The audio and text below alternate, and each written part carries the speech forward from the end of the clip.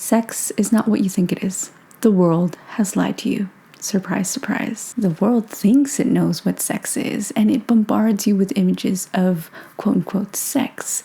But these are all perversions of what sex actually is. We hear it all the time. Love is love, is love, is love, is love. But what people actually really mean when they say love is that sex is sex. And this is also a lie. On top of that, sex and your body is one of the reasons, if not the reason, that Satan hates you so much.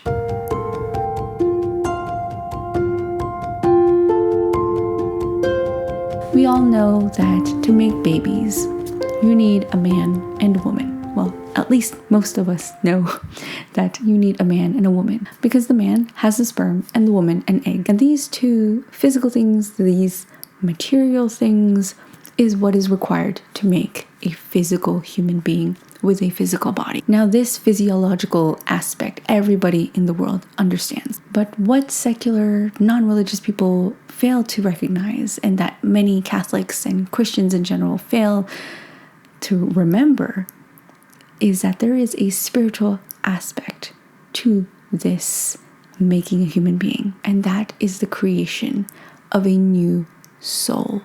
An eternal soul, a soul that lives forever and ever and ever. And that, my friends, is the fascinating thing about sex. That is what sex is really about. In the act of sex, you are participating in creation, something that angels cannot do. This is why Satan hates you.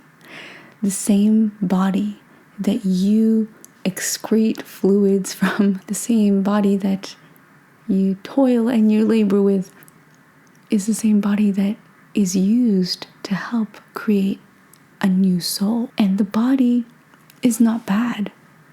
Jesus came in a human form with a body, and he sanctified the body. The body is not bad. Sex is not bad. God created sex. It is meant for good. Let me backtrack. Angels are spiritual beings who don't have a corporal aspect to them. They do not have physical bodies like you and me. They have the knowledge of God. They are in his presence. They don't have bodies. And what is required to create a new human life, a new human, eternal human soul? You need a body. In the beginning, when God was creating everything, I've said this before in a previous video, every creation gets better and better and better. He created light and water and earth and the animals. And then he gets to Adam, which is the closest thing to him, to his image and likeness. And then after Adam, he creates Eve, a woman. The pinnacle of creation is a woman. And you need both the man and the woman to create new life. And not only that, it is a privilege as a woman. We women, we have an even higher privilege of being able to carry that life, to carry that eternal soul. Pregnant women, or maybe you're pregnant, I've been pregnant, I have had the privilege, the honor to carry two eternal souls in my body, to nurture that, to nurture these souls in my body.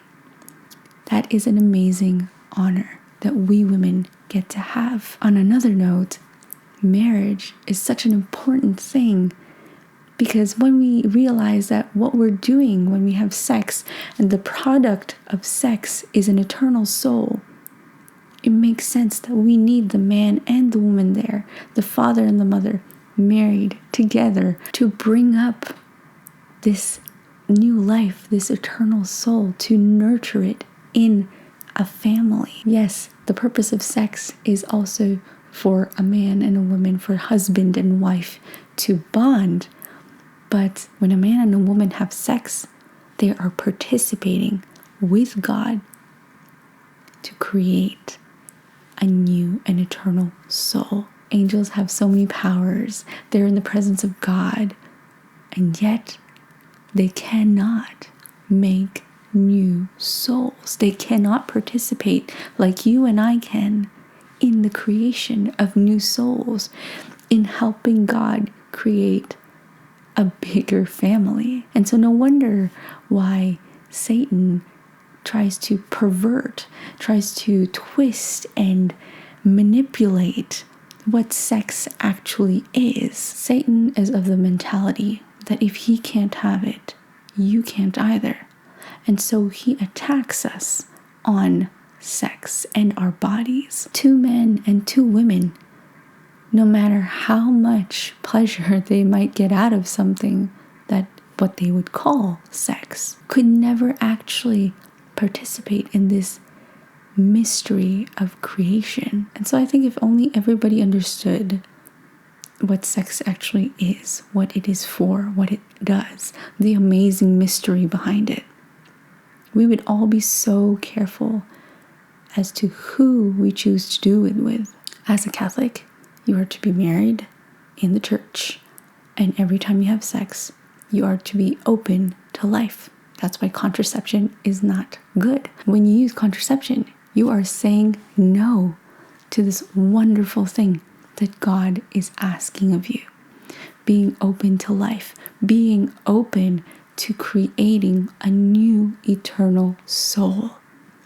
That is, why would you say no to that? Sex is not for pure pleasure.